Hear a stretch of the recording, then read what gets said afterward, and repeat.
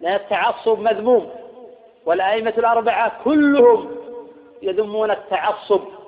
وقد نظم بعض أهل العلم أقوالهم فقال: وقول أعلام الهدى لا يعمل بقولنا بدون نص يقبل، فيه دليل الأخذ بالحديث وذاك في القديم والحديث.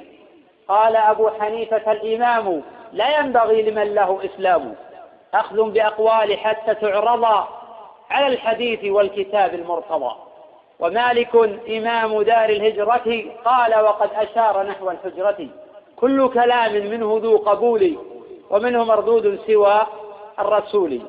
والشافعي قال: إن رأيتم قولي مخالفا لما رويتم من الحديث فاضربوا الجدار بقولي المخالف الأخبار.